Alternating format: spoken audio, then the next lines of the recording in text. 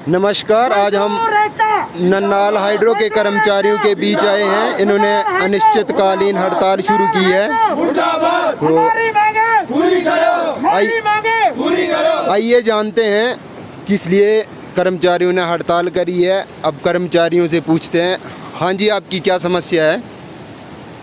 Sir, ये हमारी जो कंपनी के साथ जो अभी यहाँ पे हम लोगों ने आज दूसरा दिन है हमारे स्ट्राइक का, ठीक है। इसीलिए हम लोग यहाँ पे स्ट्राइक पे बैठे हैं, क्योंकि हमारा और इनके बीच में फरवरी महीने में एक एलओ साहब के पास एक समझौता हुआ था। उसके अकॉर्डिंग इन्होंने बोला था कि आपकी जो भी डिमांड है वो 1 अगस्त से आपकी सभी जो भी आपकी डिमांड है वो पूरी कर दी जाएगी।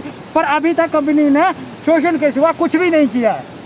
जी जी, बिल्कुल बिल्कुल। आप क्या कहना चाहेंगे इस बारे में?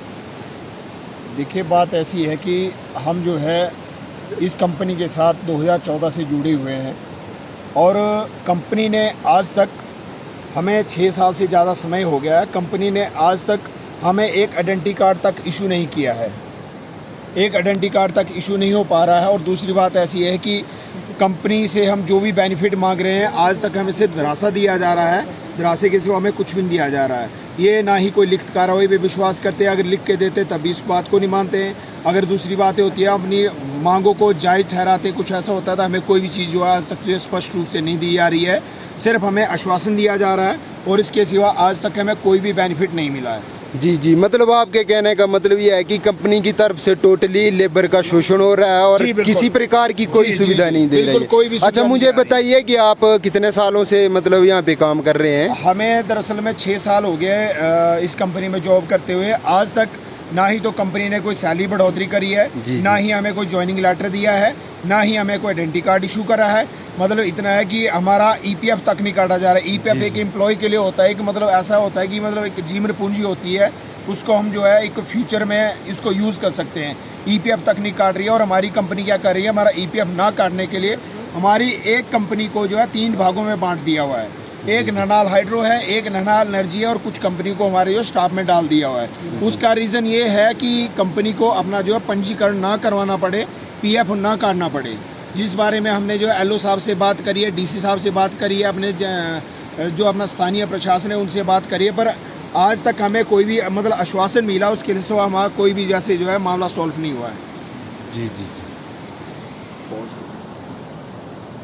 पॉज करो।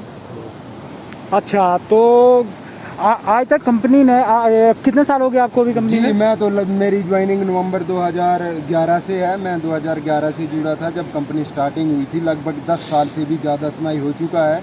कंपनी मतलब टोटली शोषण कर रही है। जो हमारी कीमती ज़मीनें थी, हमारी घराट की ज़मीन थी, वो उस जगह पे इन्होंने पावर हाउस बना लिया।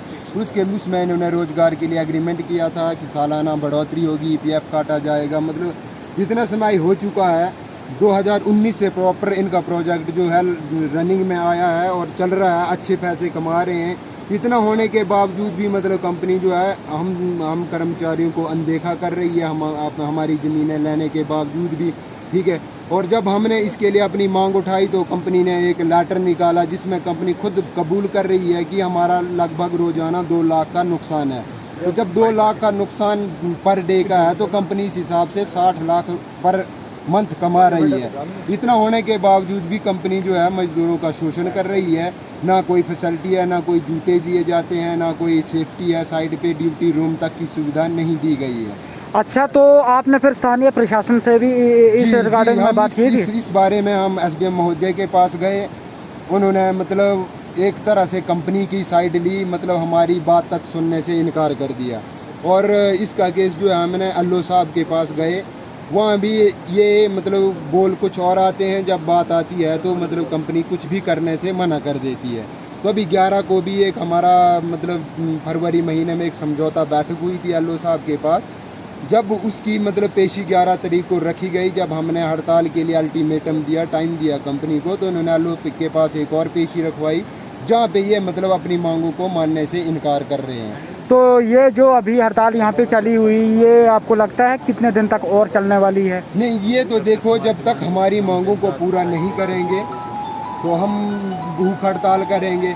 ज़रूरत पड़ी तो प्रशासन का भी घेराव करेंगे। तो मैं प्रशासन से अनुरोध करूंगा कि हमारी समस्याओं को जल्द से जल्द मतलब सुलझाने की कोशिश करें, नहीं तो ये हड़ताल अनिश्चित काल के लिए जारी रहेगी। तो मजदूर एकता जिंदाबाद, मजदूर एकता जिंदाबाद, मजदूर एकता जिंदाबाद।